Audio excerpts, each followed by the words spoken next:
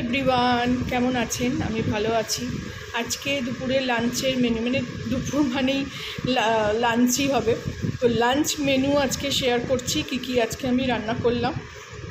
প্রথমেই দেখাই গরম ভাত। এটা আমাদের তিনজনের ভাত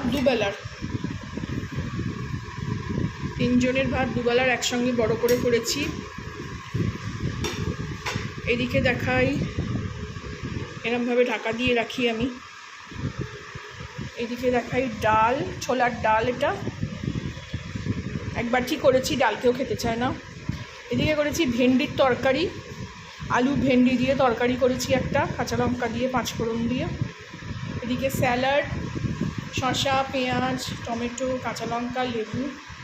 এদিকে একটু কালকের কর্ন করেছিল ছেলে, সেটুকুনি রয়েছে, খেলে খাবে, না খেলে রেখে দেবো। আর সস স্টাফার হলো চিকেন কষা। এই হলো আজকের আমাদের lunch menu.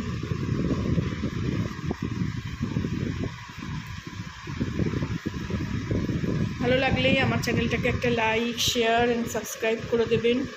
Thank you for watching.